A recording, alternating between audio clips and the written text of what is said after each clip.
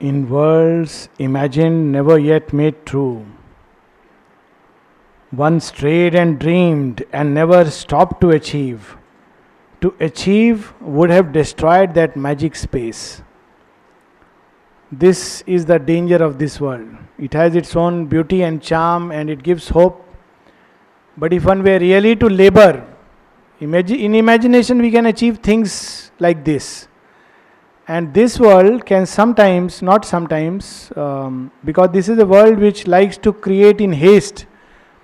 This world can actually create even things which are semblances of something divine. A lot of mythologies are inspired by these worlds. And though at one level they preserve the sense of the real through the symbols, but at another level, one can be lost in the symbol and never find the real. So this is the danger of this world. And Aurobindo has spoken of this time and again, and therefore he says that in this yoga, there is need to have a spiritual realism. It's a very interesting term. Spiritual realism is not to lose hold of certain realities. One has to see through the whole range, otherwise imagination can mimic things. There are people who start getting all kinds of visions and hearing voices, often coming from these worlds without sufficient, of course, purification, and they get trapped into it. This is the world which is known in yogic parlance as the intermediate zone, where if one is trapped in later on in yoga of Savitri, the mother Aurobindo describes it mixed poison with the ambrosia of the gods, and how in this world death walks wearing a robe of deathless life. So in this world there are also regions of utter falsehood, because this is a world, it just creates. That's its job. It creates, whether with hell or heaven, whatever material is offered, it creates. The second practical thing about this world is, and that is why in this yoga, Aurobindo was not encouraging people to shut themselves completely into isolation. He would say that if you do that, there is a tendency for the mind to enter into these worlds, and one is too satisfied with it. Why? Because to achieve would have destroyed that magic space. How nice if with a little bit of imagination I can actually have vision of Krishna and Kali and Shiva and Parvati and be happy with it. Many of the mythical images seem to be also inspired by that. One such image is the image of Shiva as we conceive. When one really sees the vision of Shiva, either the inner eye or as seen by the great mystics, it's such a different vision. There is one described in Visions of Champaklal, where he describes Shiva sitting actually on the mountain top, and that Shiva is so different, so majestic from the way we have our vision of Shiva on the vital plane, where there is a deadly snake coiled around him and he is, smeared ashes. It's a symbol and images captured by the material from different worlds. And these are the kind of images that the vital creates. And there are sects and certain neo-mystics who get into this. I remember during my Air Force days when someone came and asked me that, he wanted to propagate for a particular cult. So I need not mention that here. But I asked him, he was keen to, I said, I don't really need. So he was saying, no, we went there and the very first day we had an experience. So I asked, what experience did you have? So he said, I saw a light and I heard the sound as of a helicopter rotating. So I said, so what? So he was not prepared for this question. I said, so what happened?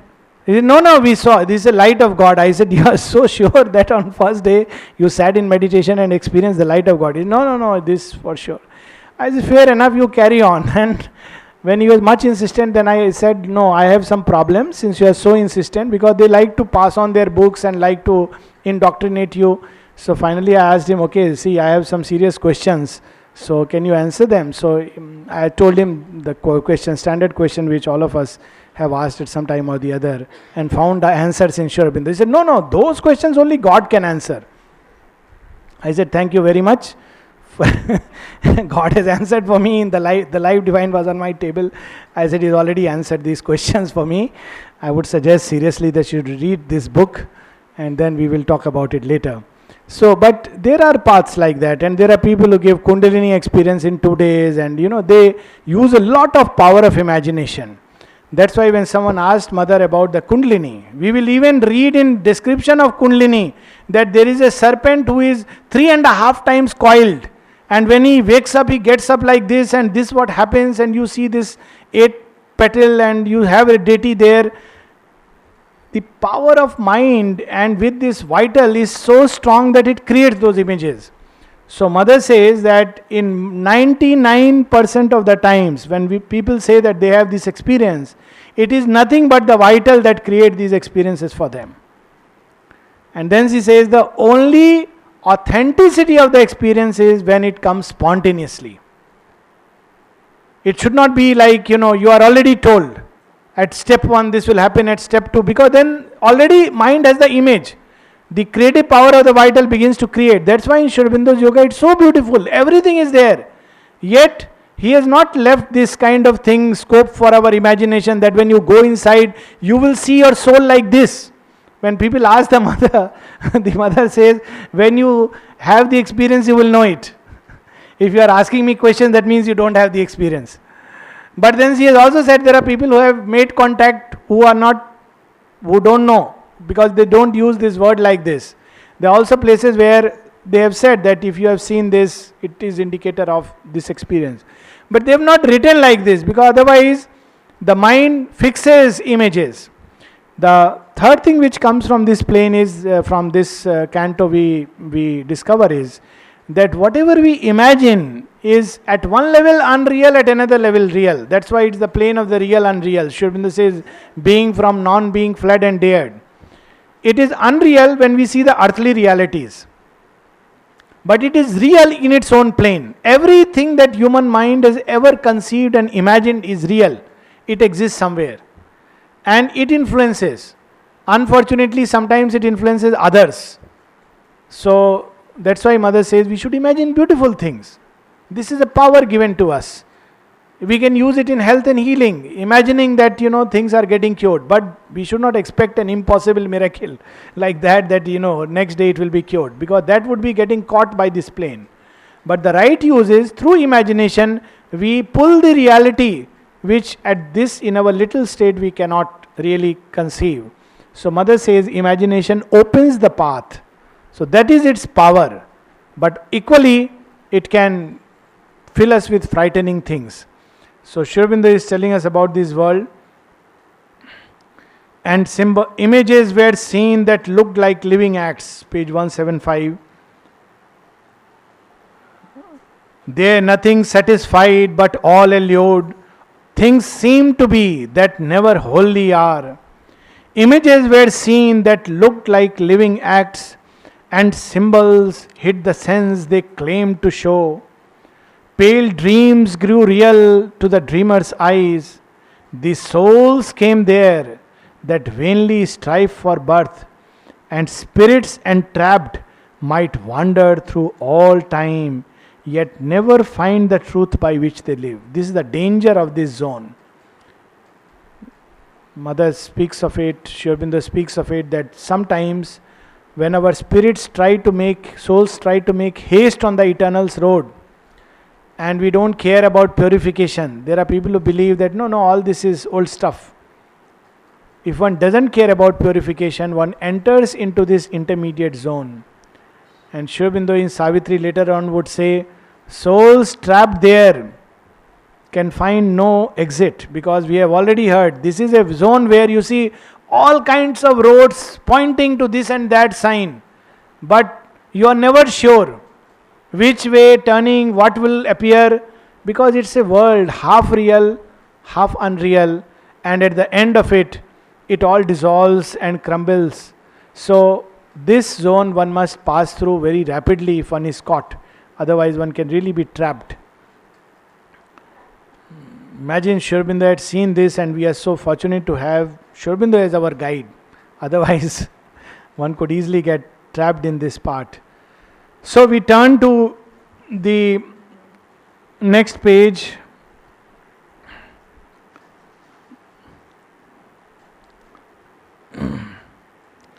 line 110 or 109, we can see the will that pushes sense beyond its scope to feel the light and joy intangible. This will of the greater life, it pushes the sense and creates things which are not there on earth beyond its scope to feel the light and joy intangible, half found its way into the ineffable peace, half captured a sealed sweetness of desire that yearned from a bosom of mysterious bliss, half manifested veiled reality, a soul not wrapped into its cloak of mind could glimpse the true sense of a world of forms, illumined by a vision in the thought, abjured by the heart's understanding flame.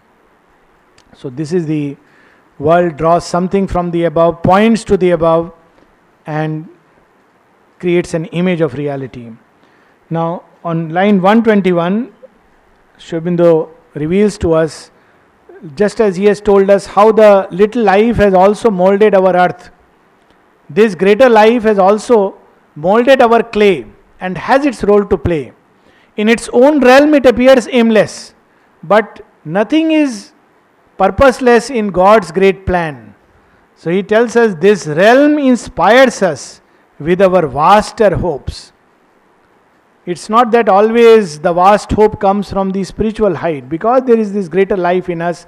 Therefore, human beings can dream and even imagine that one day God will come down and save this clay. This is, he'll tell at the end of this canto. Its forces have made landings on our globe. Its signs have traced their pattern in our lives. It lends a sovereign movement to our fate. Its errant waves motive our lives' high surge. All that we seek for is prefigured there, not realized there. Everything that we seek is there already, because human beings, by the very seeking, life picks up that seeking and creates an image. It's already there, prefigured there, and in turn, because it has picked up something from that and created an image in the vital world, it can throw it and cast into the human heart, and human heart begins to seek. So it has this kind of traffic with this world. All that we seek for is prefigured there, and all we have not yet known nor ever sought, which yet one day must be born in human hearts, that the timeless may fulfill itself in things. We turn to next page. This is a very long canto. A caravan of the inexhaustible, 144. Next page, 177. A caravan of the inexhaustible, for missions of a boundless thought and force, her timeless power that lay once on the lap of a beginningless and endless calm, now severed from the spirit's immortal bliss, erects the type of all the joys she has lost. Life has strayed from the consciousness power of the Absolute. It still carries in its heart, lingering that memory. In little life, it has forgotten. There is only the vague sense. But the greater life, that memory lingers, that I am all powerful. So it tries to create that absoluteness of power, that joy, that delight, which can surprise the human heart. Now severed from the spirit's immortal bliss, erects the type of all the joys she has lost. In some images, cinemas, thoughts, feelings, dreams, human beings recapture this forgotten bliss. It is not the original, something which is copy. But this copy is also useful because it keeps the hope alive in our hearts. Erects the type of all the joys she has lost, compelling transient substance into shape, She hopes by the creative act's release to overleap sometimes the gulf she cannot fill, to heal awhile the wound of severance. What a line this is. The wound that always weeps within us, for which no balm can be the eventual remedy. That wound is the wound of severance from the one source of all things. And that is the original suffering. In the depth of suffering, there is a cry for oneness. That is how Mother says in one of her prayers, that whenever you suffer, go deep into its heart and discover the oneness. But this greater life is over-eager. It cannot leap. It's too big. So it recreates a sense, puts a little balm, and we feel we have discovered that oneness. To heal a while the wound of severance, escape from the moment's prison of littleness, and meet the eternal's wide sublimities in the uncertain time field portioned here. That's why sometimes it's very difficult to decide whether one should shake people from their beliefs and imaginations, even what we call as hallucinations, or to leave them there. It's difficult to say, because they come back to this little life and they don't have that kind of fire and strength to climb to divine peaks. And they are caught in these worlds. And it's best sometimes to leave it untouched. When the time comes, the divine will lead them, or more commonly, as happens, Sri Aurobindo tells us that how these souls which are trapped in this region escape after death. Death vomits out the soul, that's how he says, from this region, and they go back to their world, start a new adventure. So it's a difficult choice. So if they are in happy world, dreaming happy things, and so far as they are not harming anyone, it's okay. One knows it's a world of imagination. They may think they are dreaming of godly things, and every day all the gods are visiting them every hour, parading in front of them. There are people in the vital world who have visions on the house. From morning to night they see all kinds of gods in front, and they will describe. So it's all right, not to shake them up much. So a few lines below. Her task no ending knows, she serves no aim, but labors driven by a nameless will that came from some unknowable, formless vast. This is her secret and impossible task. This greater life is given a task which is actually impossible. Impossible in the sense, she has a will to build something. Little life is satisfied with little things. There is no problem. As long as man is satisfied with little things, there is no problem. The problem is when he begins to dream of big things. So, this greater life is given an impossible task. She conceives something which she cannot actually ever build. So, this is her impossible task, and yet she is the nurse of our hopes. To catch the boundless in a net of birth, to cast the spirit into physical form, to lend speech and thought to the ineffable. She is pushed to reveal the ever unmanifest. Yet, by her skill, the impossible has been done. She follows her sublime irrational plan, invents devices of her magic art. Thanks to her, that human beings have conceived of the divine and achieved him. So by her work the impossible has been done. At one place Sri Aurobindo says the myth is the milk which feeds the infant soul. Sometimes when we read these myths we just wonder, Yet these myths have fed, and if these myths can be very close approximations of reality, they can really feed the infant soul and prepare it for the sublime. But they have their purpose. But naturally one cannot simply read the myths and realize that to find new bodies for the infinite and images of the unimaginable, she has lowered the eternal into the arms of time. So all these gods which are created by this world are like human beings, or like, animals, half animal, half human. And often they have rigid forms. They will have 1,000 arms because symbolically it depicts that God has. All this is the creation of in the vital. And in their true form, they are very different. Sri Aurobindo has spoken of, for instance, the true Kali is so different from the image of Kali.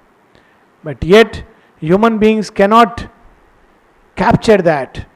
They need the sense of the fantastic. So Kali with her khadag, wearing the garland of skull and hands around her is so captivating for the human heart, so inspiring.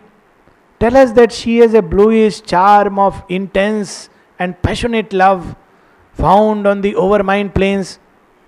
Fine. That Kali is difficult. She is also rapturous. She slays also the darkness of the ego. In the vital, this is how she appears, and so real. She becomes a doorway to that. And that is why we have this in Sri Ramakrishna's yoga, that Totapuri asked him finally to slay this image if you want to enter into her boundlessness. And Sri Ramakrishna had always related with this image. This was his doorway. And he finds it so difficult. But this is the last act he must do. So with the sword of knowledge, he destroys that image and he enters into the boundless. And yet this image has served the purpose. She has lured the eternal into the arms of time. Even now, herself, she knows not what she has done. She doesn't realize what a wonderful task she has done. And that's why we see as humanity evolves, the gods evolve. Far back, humanity conceived of gods in very animal forms. Then as humanity evolved, the form of gods change.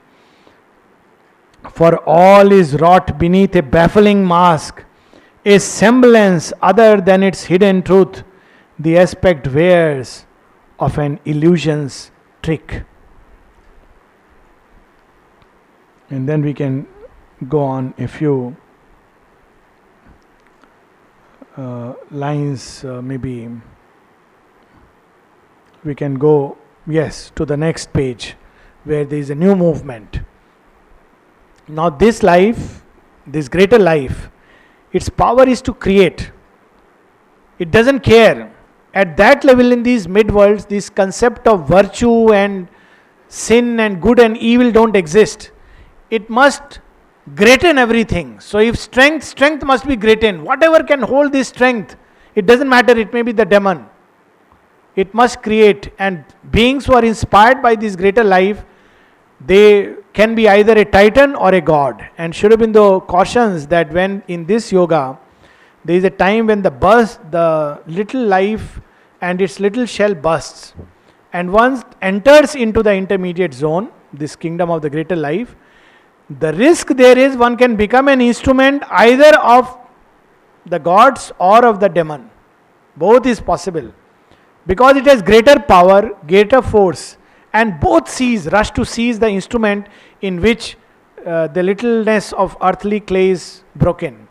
So one may well find a aspirant very nicely walking the path, and suddenly at a point of time, he becomes instrument of a demonic design.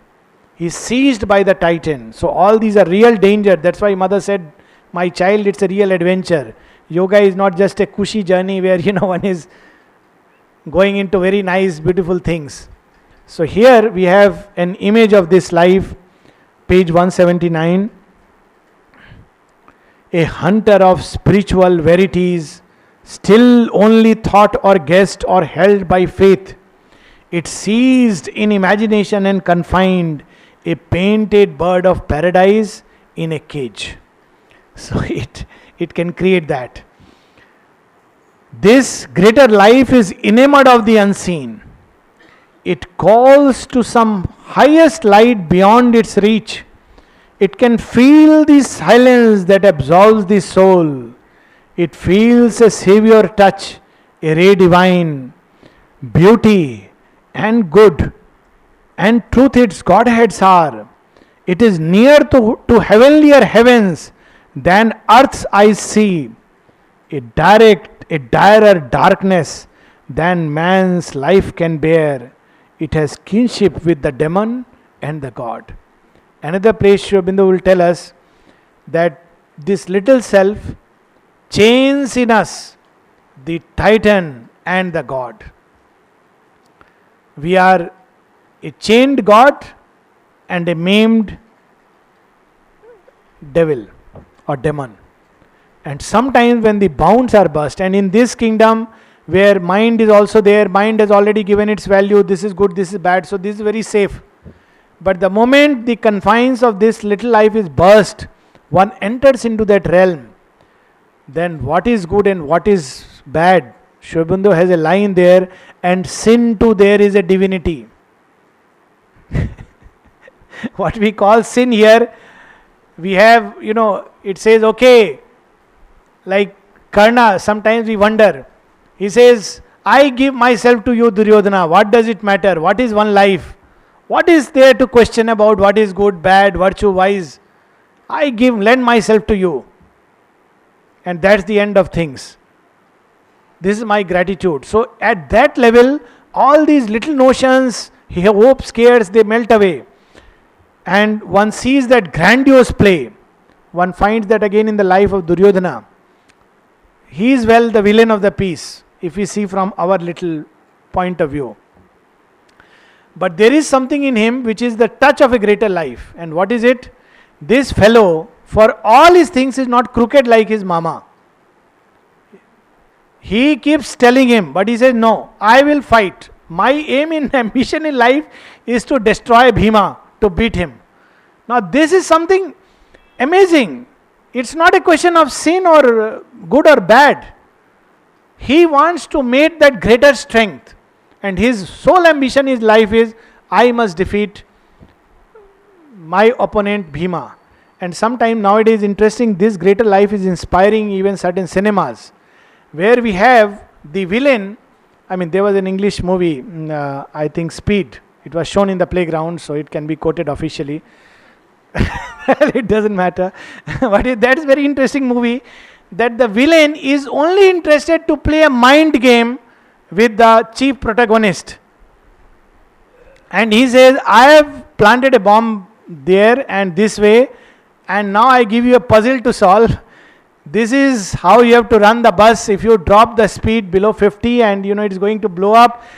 Now he's actually a villain, but in another level it's a game of greater life, that I can do this, can you outsmart me? That level is like that. The sense of Titan, the sense of God, the sense of how many lives would be destroyed becomes irrelevant at that level. And this greater life can sometimes take certain people captive. And in yoga, one can sometimes enter into that realm.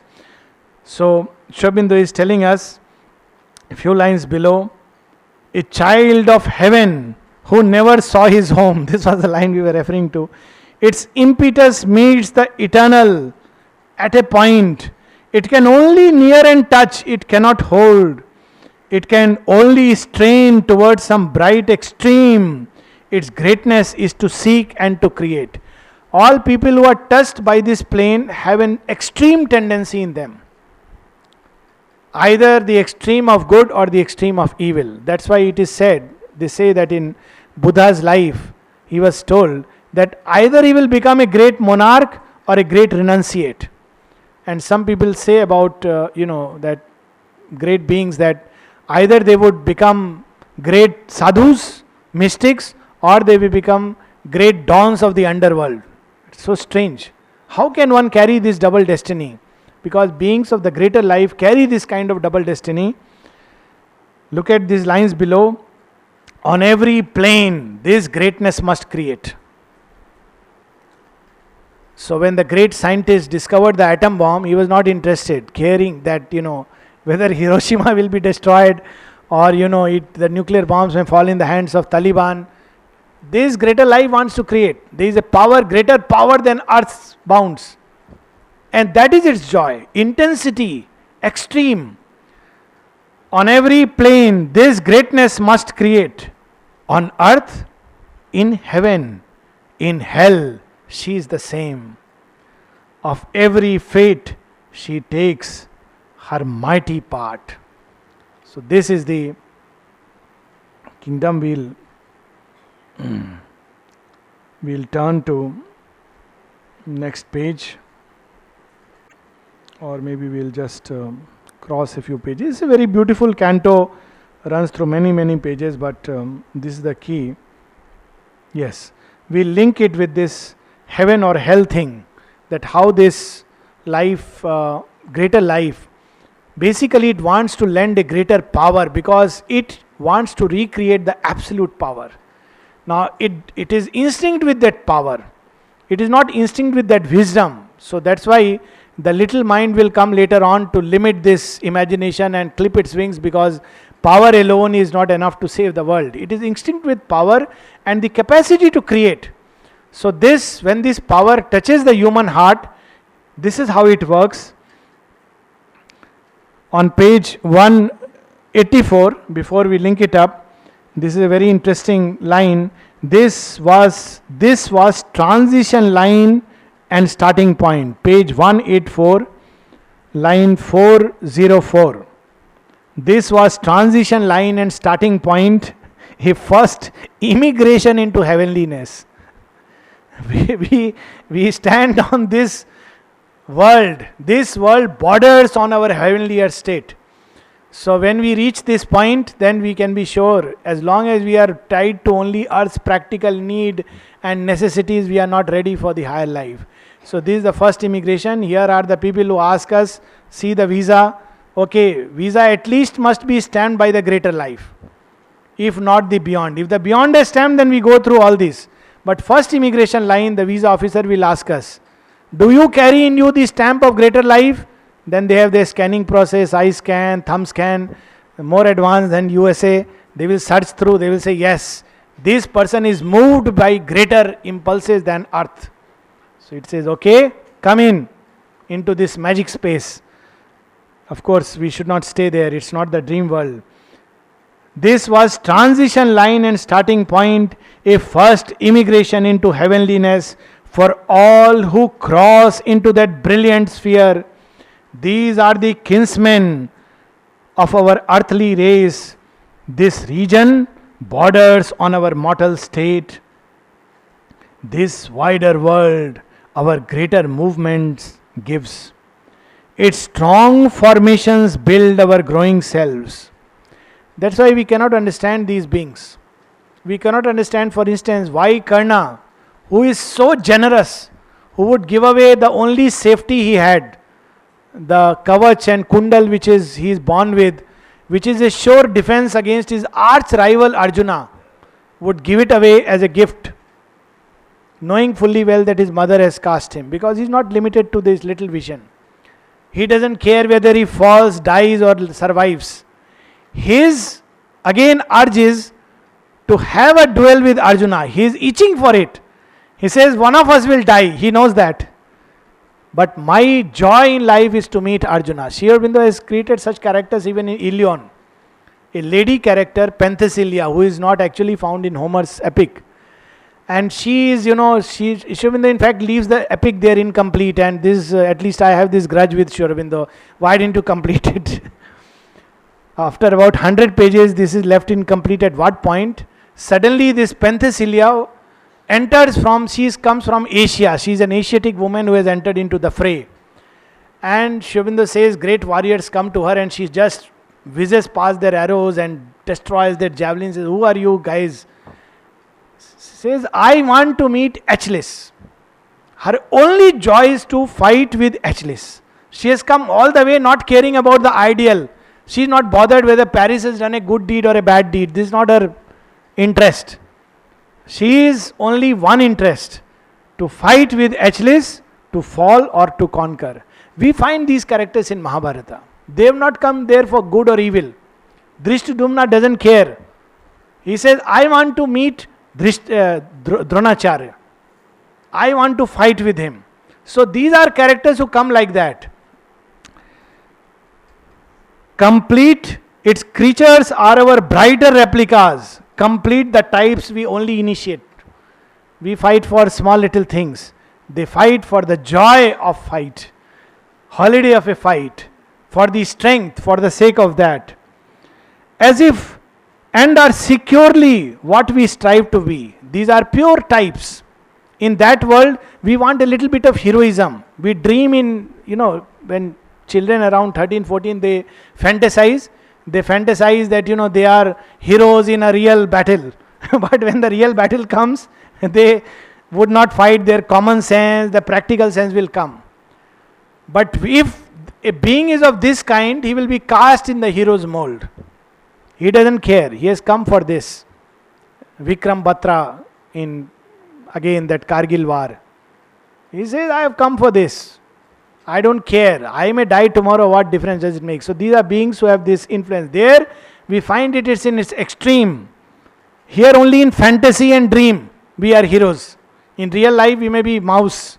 But there they are actual heroes, and sometimes they incarnate.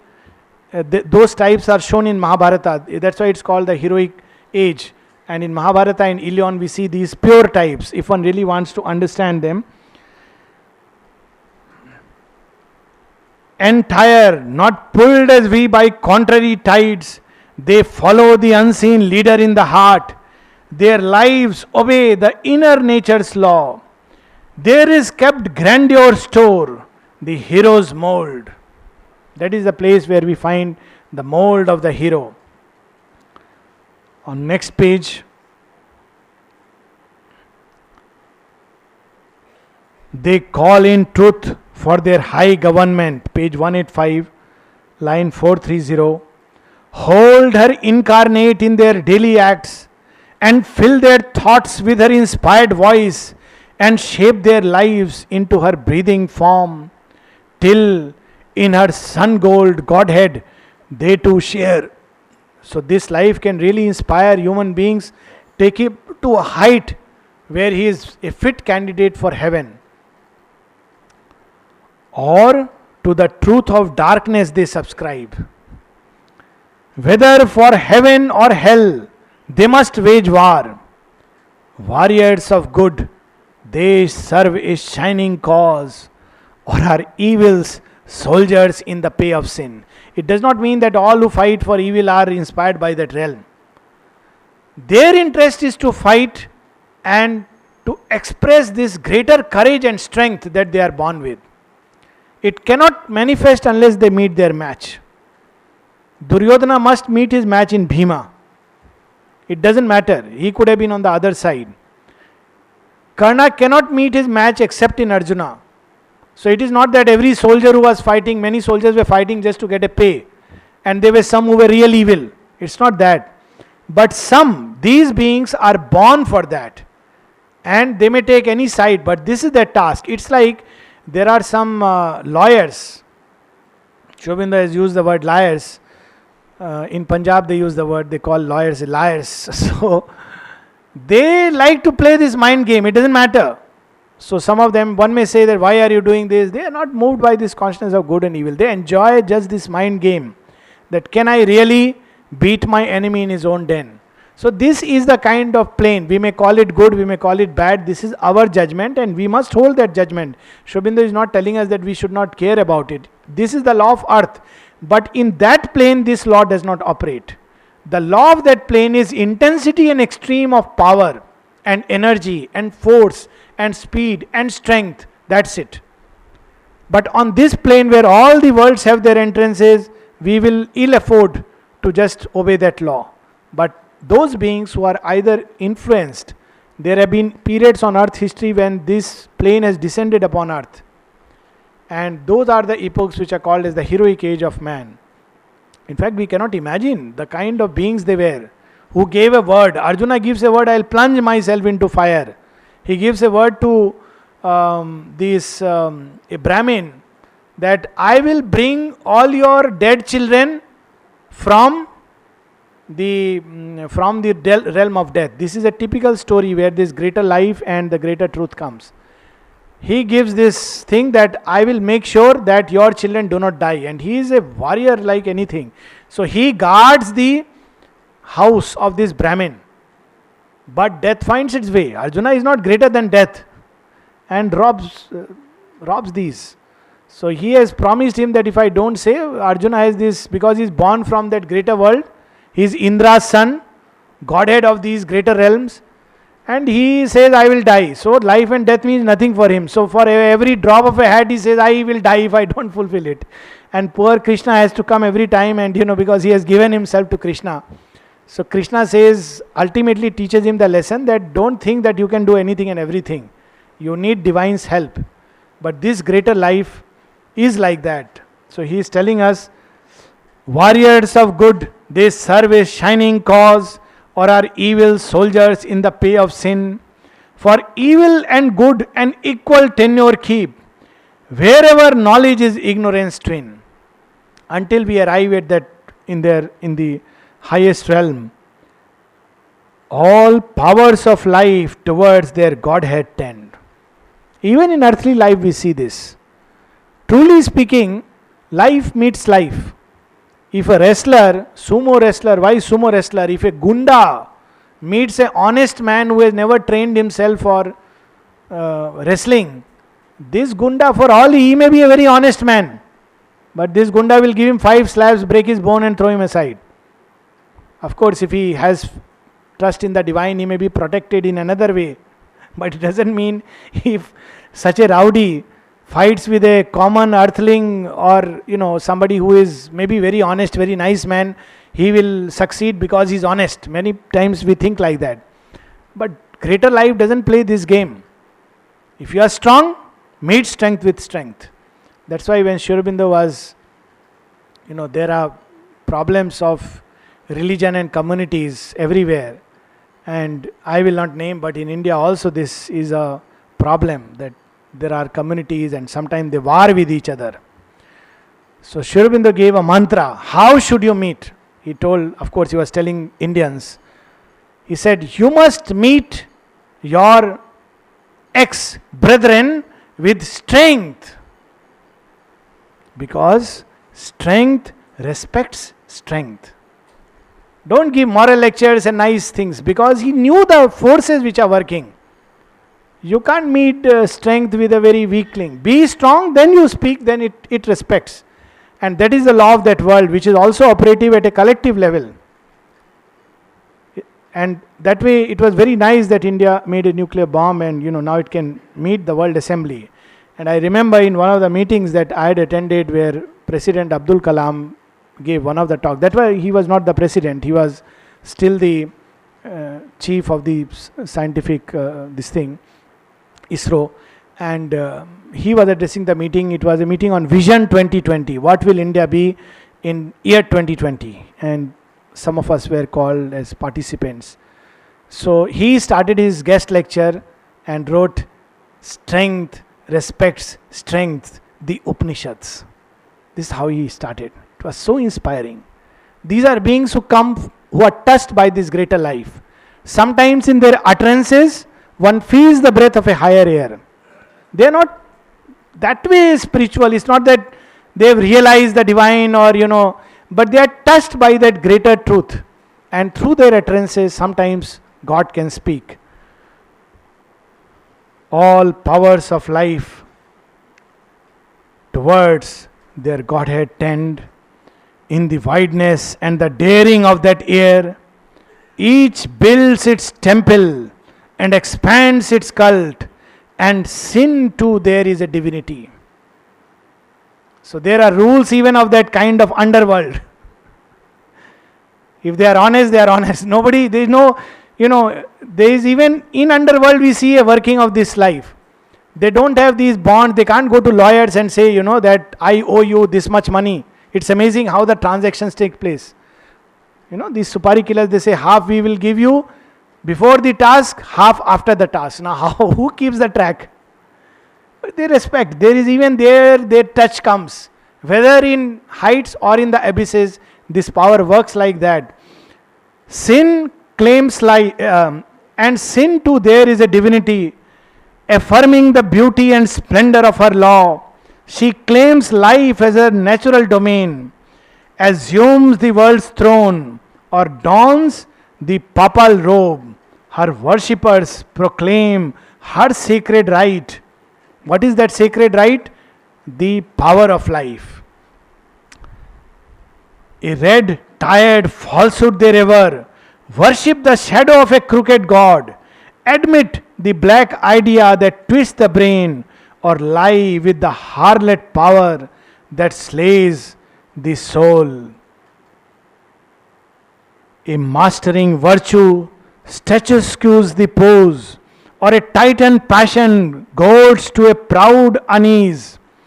At wisdom's altar they are kings and priests, or their life is sacrifice to an idol of power, or beauty shines on them like a wandering star, too far to reach. Passionate, they follow her light. In art and life, they catch the all beautiful's ray and make the world their radiant treasure house. So, this is the realm Aurobindo is taking us through. A realm where life touches its extreme. In earth, we only imagine it or dream it or fantasize. There, it is real.